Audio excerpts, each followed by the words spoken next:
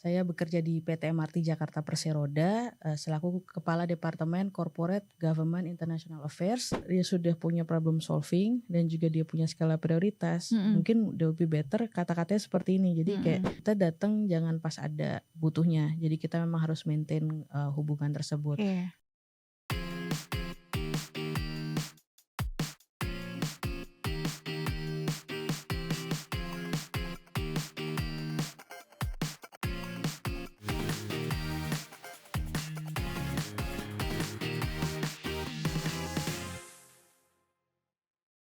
Halo teman-teman, welcome back to Spill Profesi, podcast yang ngebahas karir keren di jurusan ilmu komunikasi. Nah, hari ini kita sudah kedatangan satu guest speaker yang keren banget. Siapakah dia? Speaker kita adalah seseorang dari MRT Jakarta. Nah, posisinya adalah, aku bacain ya, lumayan panjang nih. Corporate Government and International Affairs Department Head dari MRT Jakarta. Pasti teman-teman cukup familiar dong sama MRT Jakarta. Nah, ternyata ada alumni ilmu komunikasi nih di situ. Kita mungkin sambut aja Binusian 2014, betul ya? Yang bernama Kartika Triutami. Hai Halo, Kak Tami. salam kenal Kak Nadia. Salam kenal. Apa kabarnya nih hari ini? Baik Kak. Hari ini tadi ke kantor dulu ya? Ke kantor dulu. Ke kantornya betul. Di MRT Jakarta. Iya, di Wisma Nusantara. Wisma Nusantara. Oke, nih thank you so much ya sudah mau hadir dan berbagi ke teman-teman mahasiswa untuk sharing terkait pekerjaannya Kak Tami sebagai alumni ilmu komunikasi. Oke, Kak Tami boleh dong sedikit-sedikit tentang dirinya Kak Tami, profilnya. Halo teman-teman, perkenalkan saya Kartika Triutami, biasa dipanggil Tami. Saya bekerja di PT MRT Jakarta Perseroda selaku Kepala Departemen Corporate Government International Affairs. Saya lulus dari Marketing Communication BINUS tahun 2014, peminatan broadcasting. Peminatan broadcasting. Nah, oke, FYI nih teman-teman, waktu di tahun 2014 itu kita marketing communications baru ada 2 peminatan, yaitu public relations dan broadcasting. Betul. Nah, jadi kalau tadi kita bilang di departemen head yang arahnya corporate banget nih sebetulnya, ternyata Kak Tami ini lulusan dari broadcasting. Wah, switchingnya lumayan ya Kak. Wah, oke. Nah, tapi kita ngulik nih lebih dalam ya. Perjalanan karirnya Kak Tami sebelum masuk ke MRT gitu. Jadi waktu itu 2014 sudah ada program magang juga ya. Betul. Cuma waktu itu mungkin masih 3 bulan ya Kak ya, kalau nggak salah ya. Iya, 3 bulan. Nah 3 bulan gitu. Jadi belum ada enrichment program saat itu di 2014, tapi memang masih sudah diarahkan untuk magang. Nah Kak Tami ini awalnya kalau aku lihat di profilnya magangnya di Metro TV teman-teman. Di Metro TV sebagai production assistant, betul ya? Betul. Oke, nah mungkin diceritain dulu nih awal mula pas Kak Tami itu magang di Metro TV, berapa lama dan ngapain aja sih di sana? Oke. Waktu magang di Metro TV itu 1 tahun, itu di program Mata Najwa. Memang di production assistant itu untuk membantu kegiatan produksi program Mata Najwa sendiri. Lalu setelah itu kerja sebagai karyawan 1 tahun di Metro TV, tapi pindah tempat sebagai event officer. Lalu setelah itu sempat kerja pribadi sama Mbak Najwa Shihab waktu beliau menjabat sebagai Duta Baca Indonesia. Nah itu ya sekitar 7 bulanan lah gitu. Itu ngurusin untuk kegiatan produksi behind the scene, kegiatan-kegiatan Mbak Najwa ke tempat-tempat untuk menyebarkan semangat literasi. Oke. Jadi setelah beberapa lama di Metro TV akhirnya ditarik langsung nih sama Mbak Najwa ya. Iya. Nah, production assistant itu berarti artinya assisting all the things ya? Semacam itu. Oke, jadi dari awal jadi LO juga? Jadi LO megang akun sosmed Akun Mata sosmed, Najwa oke. dulu. Kebetulan masih baru ada Twitter dan Facebook. Iya, betul. Habis itu beralih ke YouTube. Lalu Instagram mulai bermunculan. Setelah itu riset juga. Oke. Bantu telepon-teleponin narasumber. Oke, jadi LO juga Di ya. hari hanya jadi LO dan live tweet dulu Kak. Live tweet, oke. Jadi selama proses produksi itu harus ada yang ngeliput ya. Iya, Jadi betul. meliputnya ada live tweet. Aku kebayang banget sih kerjaannya semuanya pasti nggak bisa diem ya. Semuanya dipegang. Nah berarti juga megang event ya. Iya. Event-event waktu kerjanya. including speakernya siapa. Betul. Dan kalau aku cek ini eventnya ini skalanya nasional dan internasional. Nah, skala internasional tuh seperti apa tuh Kak? Kalau skala internasional itu pas di MRT memang, tapi kalau untuk yang skala nasional karena memang program Mata Najwa kan sangat besar ya. Betul. Nah, untuk itu Indonesia biasanya ya waktu itu. Betul, yang datang juga pimpinan-pimpinan negara, maksudnya presiden, lalu menteri, pimpinan daerah. Betul. Nah, itu memang untuk mendatangkan mereka itu perlu riset yang sangat dalam, terus juga kami bantu untuk komunikasi dulu sama narsum, untuk ridersnya, terus juga gimmick. Oke. Iya, dulu pernah waktu di Solo, zaman pencapresan kita siapin sepatu. Sepatu, sneakers buat Pak Jokowi waktu itu, Pak Yusuf Kala, Pak Anies Baswedan, sama waktu itu Ketua KPK.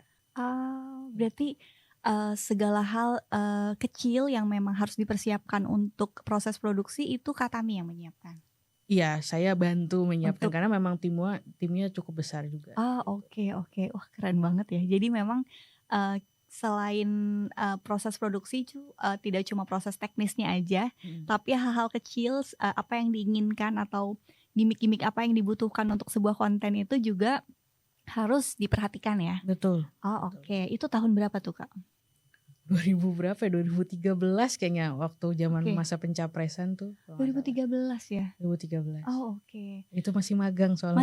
Iya, makanya kan Kak Tami kan lulus 2014 ya. Berarti 2013 udah megang event yang sebesar itu. Maksudnya udah iya.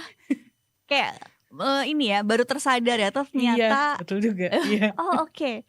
Nah, tapi tetap lulus tepat waktu dong. Lulus tepat waktu 4 tahun. 4 tahun ya, karena kan kalau di BINUS tuh tahun BINUSiannya adalah tahun lulusnya ya. Iya, oke. Nah, kemudian setelah jadi di Metro TV bersama Mbak Najwa, terus kemudian lanjut ke MRT langsung. Oke, ini mungkin yang pengen banget kita tahu nih, proses untuk masuk di MRT-nya tuh gimana sih? Iya, kalau proses masuknya memang waktu itu pas banget MRT lagi buka lowongan. Lagi open recruitment ya. Memang waktu itu udah pengen buat masuk MRT karena pertama kali ke luar negeri itu ke Singapura. Lihat public transport yang benar-benar advance. Iya, betul. Pas pulang kebetulan 2014 itu MRT lagi baru bangun. Iya, oke. Nah, itu udah mulai coba nyari lowongan, tapi memang waktu itu rezekinya di 2017. Namanya jangan putus asa, bener sih. Betul.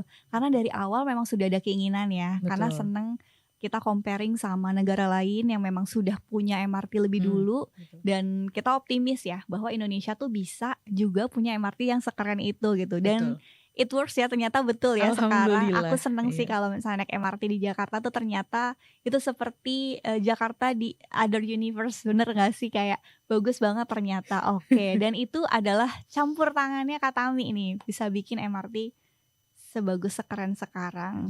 Kita tepuk tangan sendiri. Sekarang kerjaannya ini berarti dari awal mula production assistant, ternyata handling event juga, event-event off air dan on air juga ya, berarti kemudian memang sudah ada keinginan dari awal untuk masuk MRT Jakarta. Dan itu ada proses rekrutmen berarti ya? Ada. Itu ada kayak tes-tes segala macem. Tes psikotes itu pasti. Itu udah pasti. Terus juga wawancara. Bahkan wawancara sampai direktur utama. Saya juga agak kaget juga waktu itu karena belum pernah ketemu direktur utama. Lalu diwawancara dan pertanyaannya juga bukan pertanyaan, tapi pertanyaannya hal-hal strategis gitu. Kenapa kamu masuk MRT? Apa yang kamu lihat di 5 tahun dan 10 tahun ke depan? Gitu. Jadi pengalaman yang luar biasa sih. Karena memang mereka memastikan ya bahwa orang-orang yang masuk MRT itu memang punya strategical thinking yang cukup baik gitu ya. Betul, sama integritas juga. Integrity, I see, betul banget. Nah kemudian artinya saat di MRT pertama kali, apakah langsung jadi departemen head atau ada proses khusus? Waktu itu memang jadi spesialis di media relation. Media relation spesialis itu 2,5 tahun. Terus juga sempat jadi external relation spesialis itu 3 tahun 7 bulan. Setelah itu jadi kepala departemen. Itu sampai saat ini itu udah 2 tahun 8 bulanan. Jadi total insya Allah November ini 9 tahun ya. November ini 9 tahun. Bertahan sangat lama ya. Karena memang kamu kayak terlihat menikmati sekali ya. Almost 9 years di situ. Perjalanan dari bawah ya berarti. Tapi semuanya ini berkaitan dengan ilmu komunikasi banget ya. Meskipun misalnya tadi arahnya lebih ke productions, terus lanjut ke event, terus lanjut lagi ke part di mana memang stakeholder relations gitu ya. Iya. Dan semua event-eventnya juga tadi ada dibahas tentang event internasional. Tuh event internasional tuh kayak apa tuh? Salah satunya mungkin yang paling berbekas gitu ya di kepala itu waktu His Majesty Emperor of Japan itu datang ke Indonesia. Oh wow. Dan objek pertama yang dikunjungi itu MRT Jakarta. MRT Jakarta. Ya karena memang kan MRT funded by Japan kan. Jadi Yang Mulia Kaisar datang, nah itu luar biasa challenging. Karena memang benar-benar harus memperhitungkan segala macam, dan waktu itu memang saya bertugas sebagai penanggung jawab acara begitu ya untuk protokoler di MRT-nya. Jadi banyak banget pihak yang harus dikomunikasikan, Embassy of Japan sampai ke staff Imperial Palace. Pas Pampres juga karena memang harus ada soal pengamanannya juga, ridersnya juga. Titik tiap menit dari drop off sampai ke titik berikutnya itu harus dihitung. Dan memang ya Yang Mulia Kaisar ini kan bukan hanya simbol negara. Betul. Di Jepang, tapi juga titisan dari Dewi Matahari ya. Jadi makanya kesalahan tuh sangat diminimalisir. Protokolernya sangat banyak ya. Dan saat itu MRT sudah launching, sudah jalan. Berarti sudah beroperasi dong ya. Betul. Artinya itu 2023 kalau nggak salah. Berarti proses operasionalnya harus diatur sedemikian rupa supaya tidak menumpuk gitu. Betul, karena memang waktu itu Yang Mulia Kaisar itu datangnya itu di depo MRT, jadi memang tidak mengganggu operasional, tapi lebih melihat bagaimana kereta ini dipelihara dan juga pengoperasiannya dari Operation Command Center. Berarti saat itu Tami masih berperan sebagai media relations. Udah jadi kepala departemen. Udah jadi kepala. Untungnya sudah jadi kepala ya. Jadi tapi justru karena sudah naik nih, segala strategicalnya harus kamu yang atur dong. Iya. Cukup challenging ya berarti karena memang ini funded by Japan dan dia harus memastikan bahwa operasionalnya berjalan dengan lancar sesuai dengan apa yang ada di Jepang gitu ya. Tapi standarnya sama dong sama di Jepang ya? Standar tetap kita aplikasiin dengan yang ada di Indonesia, khususnya membangun budaya bertransportasi publik. Pasti kalau karena dia cobain transportasi publik lain, karena kebetulan saya pengguna transportasi publik, jadi sangat merasakan perbedaan dari zaman Kopaja, KRL yang zaman dulu. Pengguna banget sih. Dimana kalau Kopaja, bis gitu kan ya, itu pasti kan masih ada pengamen gitu ya. Terus kemudian standarnya mungkin kayak jendelanya kebuka, asap di mana-mana, ngasih terus belum pengamen segala macam itu pasti ada. Nah, berarti benar-benar budaya yang berbeda sekali ya yang ada di MRT ini. Gitu. Itu kemajuan besar banget ya buat Indonesia juga adanya MRT ini. Keren banget ternyata kita punya alumni yang merupakan tim suksesnya dari MRT Jakarta yang keren banget. Ngomongin soal stakeholder relations nih, ini kan relate banget ya dengan jurusan ilmu komunikasi. Itu serius banget gak sih kerjanya? Serius, sebenarnya kita lebih ke dibawa bercanda ya. Kebetulan tim kami itu anaknya masih pada muda-muda, banyak kan juga pas masuk itu fresh grade, dan kami punya latar belakang macam-macam karena tadi isinya juga macam-macam ya. Ada yang latar belakang sekretaris, ada yang latar belakang hubungan internasional, ilmu komunikasi juga ada, politik juga ada, manajemen juga ada. Jadi kita bawa ketawa aja Mbak.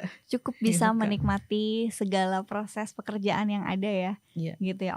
Nah kalau bedanya nih cara komunikasi ke government sama corporate sama international partner nih, cara komunikasinya kayaknya punya strategi khusus gak sih? Pasti gaya bicara, gaya komunikasi, informasi yang disampaikan juga beda-beda.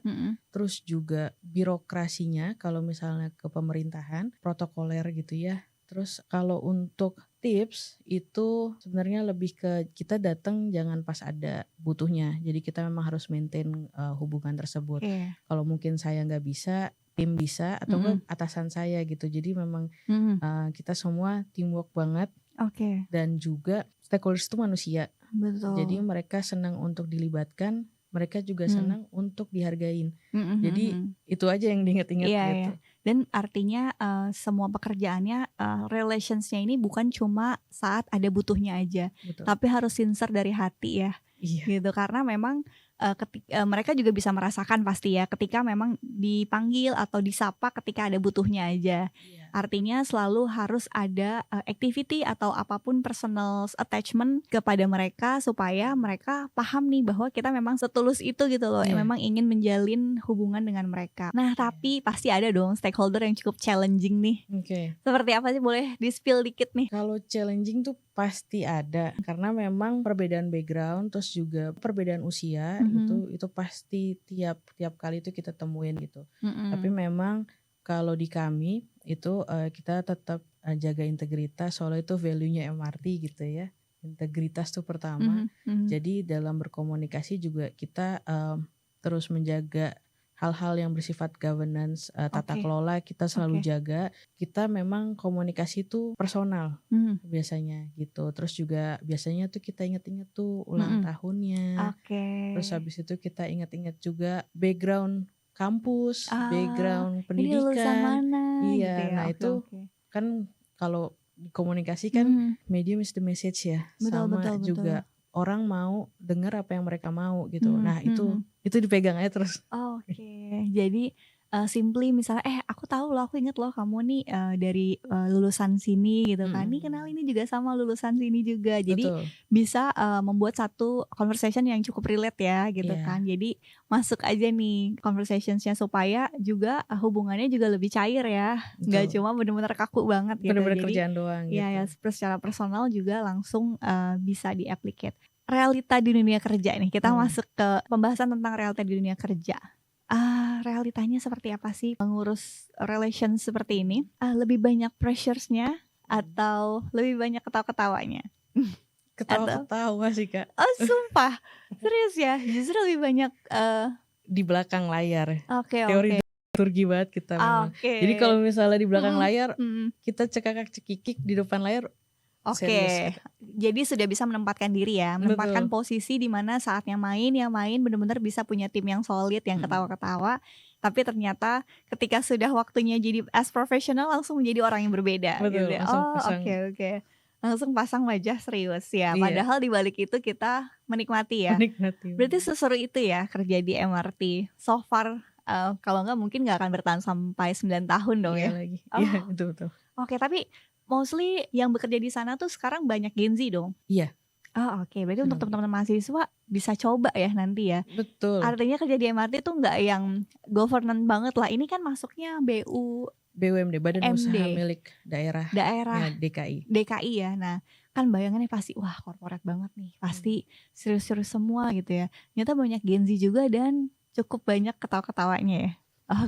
Karena itu ya, bagaimanapun situasinya kita harus tetap bisa menikmati hidup ya, hidup. Tapi ada gak sih yang bikin capek banget gitu? Aduh, ini nih kayaknya capek banget nih. Capek banget itu tadi kunjungan Yang Mulia Kaisar. Kami 3 hari nginep di depo MRT. Terus juga waktu MRT launching, kami juga 3 hari nginep. Buat mempersiapkan, karena waktu itu di bawah tunnel kita harus bawa masuk kereta. Acara pagi-pagi pas CFD, jadi Pak Presiden naik, waktu itu Pak Presiden Jokowi yang naik kereta, terus habis itu keluar CFD, itu luar biasa. Kebetulan waktu itu saya masih media relation ya, jadi media dari mana-mana datang dari luar negeri karena sorotan banget ya. Itu capek banget memang, tapi worth it ketika saya ngelihat pemberitaan di media. Saya ngelihat orang-orang naik MRT senang. Terus jadi pembicaraan, Kaisar ke MRT gitu. Langsung kayak seru banget ya. Walaupun orang juga nggak ada yang tahu itu saya ada di situ ya. Tapi itu adalah kebanggaan tersendiri ikut jadi bagian dari sejarah itu. Dan ternyata pemberitaan media sepositif itu ya. Alhamdulillah iya. Internasional maupun nasional maupun internasional ya. Worth it banget sih ya. Meskipun udah capek 3 hari nggak pulang gitu, tapi melihat ternyata responnya sangat baik itu pasti terbayar sekali ya. Artinya meskipun kita bekerja keras dan sampai capek, tapi udah pernah sakit sampai dirawat gitu nggak? Alhamdulillah di MRT belum pernah. Iya. Ngebayangin kerjanya secapek itu ternyata tetap itu ada sih. work-life balance. Work-life balance itu kita yang ngatur ya sebenarnya. Nah, saya satu hal mungkin teman-teman semua juga sebenarnya kalau kerja tuh nggak perlu baper sih. Itu yang saya diajarin sama senior saya waktu di Metro TV. Kalau kerja jangan baper, karena memang ya maksudnya namanya jabatan ini kan nggak dibawa sampai mati ya. Jadi kalau Betul. misalnya memang ada salah ya kita perbaikin Iya. gitu. Ya no hard feeling aja, maksudnya orang pasti marah-marah ya kalau Iya, event. betul. Tapi setelah itu ya udah. Pasti pressure banget Iya sih. kan. Nah, kita pelajarin apa salahnya. Abis itu kita minta maaf pasti.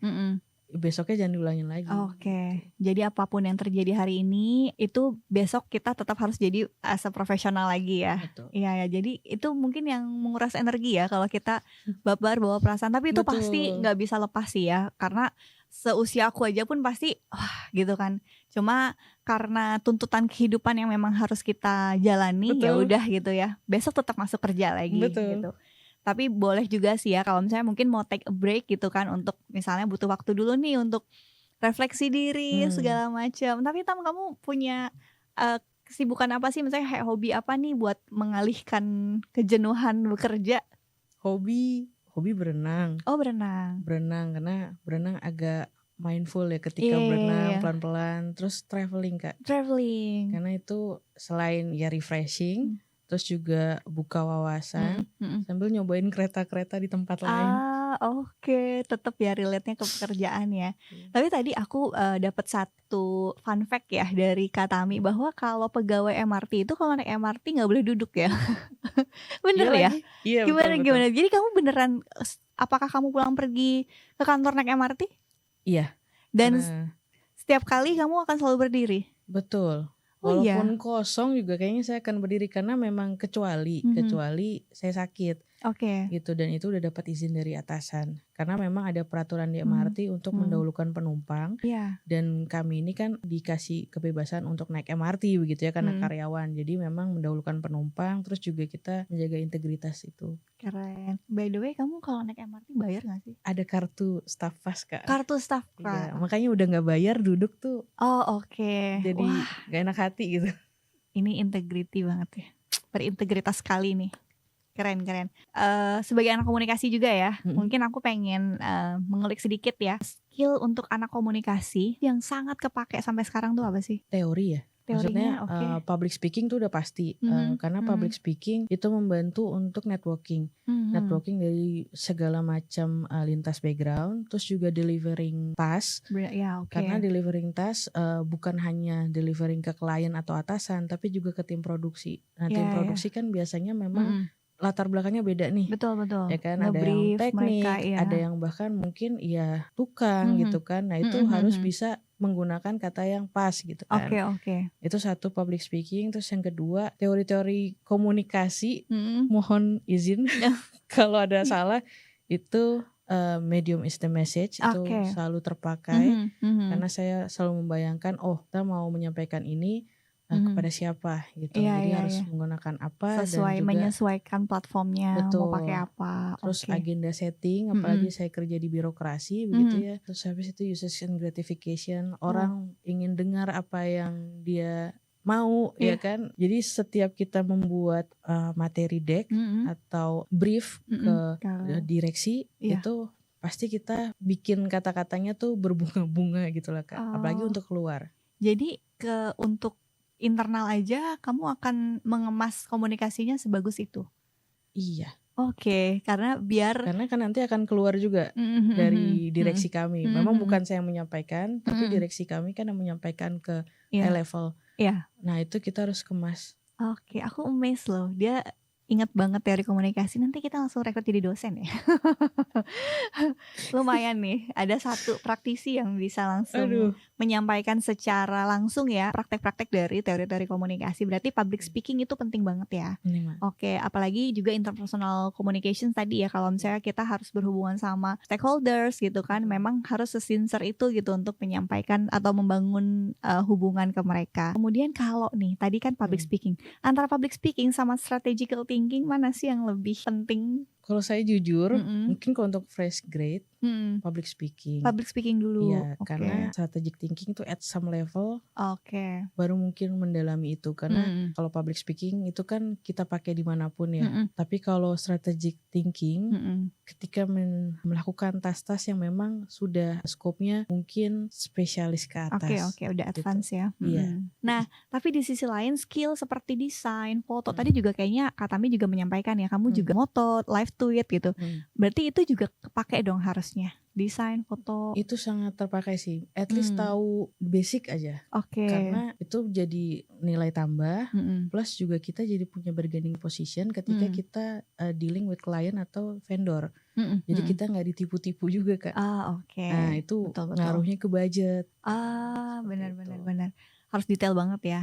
Tapi satu menurut Tami skill yang underrated ya, yang mungkin orang tuh nggak sangka gitu, tapi ternyata tuh penting banget. Itu apa sih? Itu adalah problem solving. Problem solving sama prioritas. Skala prioritas. Nah itu susah banget lagi. Iya karena ya untuk menentukan skala prioritas. Nah itu jadi ketika tim ya itu datang baru-baru nih, Kak ini nggak bisa dihubungin. Mbak ini si A nggak bisa dihubungin, gimana ya? Jadi menyerahkan. Saya suruh mikir gitu kan. Iya. Nah, kalau dia sudah punya problem solving dan juga dia punya skala prioritas, mungkin udah lebih better kata-katanya seperti ini. Jadi kayak, Mbak, si A nggak bisa dihubungin, tapi aku ada usulan. Boleh nggak Mbak berkenan buat bantu hubungin atasannya? Kan kita pernah kenal nih gitu. Atau kita suratin pakai meeting. Cuma kan kalau di suratin mungkin 2-3 hari baru jadi. Nah, sedangkan kita butuh buat besok. Butuh mungkin cepet nih. Iya, kalau misalnya Mbak yang hubungin. Jadi kita cuma bilang ya tidak, karena kan memang di limited manpower, terus juga waktu sangat limited. Betul. Mau nggak mau kita harus berpikir cepat. Betul. Atasan hanya untuk ya tidak mempertimbangkan resiko, bertanggung jawab atas budget. Ketika ada case seperti ini, menyelesaikannya seperti apa dan support apa yang langsung dibutuhkan gitu. Instead of cuma membawakan masalah gitu kan, tapi juga harus menawarkan solusi apa yang bisa dilakukan gitu. That's great. Iya betul sih, aku setuju banget ya, karena banyak banget yang kayak udah ketika udah satu ada problem menyerah gitu kan, atau langsung menyerahkan ke atasan. Sementara sebetulnya kita senang banget tuh kalau dia bisa punya analyzing lagi nih harus ngapain ya for the next itu, dan kita bisa support apa sebagai atasan gitu. Karena kadang-kadang banyak juga mahasiswa yang kayak saya ada masalah ini terus gitu kan, jadi nggak tahu nih lanjutnya mau ngapain. Itu ya. Nah boleh dong Kak Tami nih kasih tips untuk mahasiswa jurusan ilmu komunikasi ya, terutama yang masih bingung mau kemana. Kira-kira ketika Kak Tami ini misalnya flashback atau balik ke masa kuliah, apa sih yang akan Kak Tami lakukan untuk developing lagi nih skill-skill yang ada selama kuliah? Gabung organisasi Kak. Gabung organisasi, ikut volunteer. Karena itu banyak kenal senior dan junior. Waktu itu saya agak kupu-kupu soal. Terus juga yang harus selalu diingat adalah orang pintar tuh banyak, tapi orang yang mau belajar itu yang lebih dihargain. Khususnya di korporat itu kalau mau naik jabatan, mereka tuh harus rotasi jabatan dulu untuk tahu di part ini bagaimana, di part ini bagaimana. Nah itu kan perlu belajar tuh, perlu beradaptasi ulang.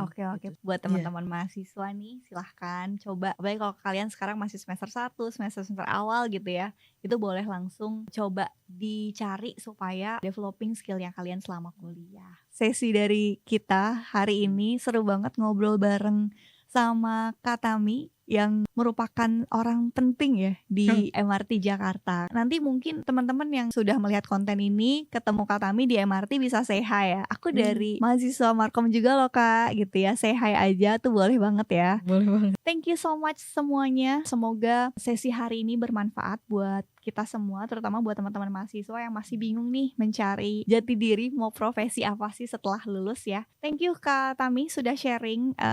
Semoga insightful untuk teman-teman semua. Thank you. Bye-bye.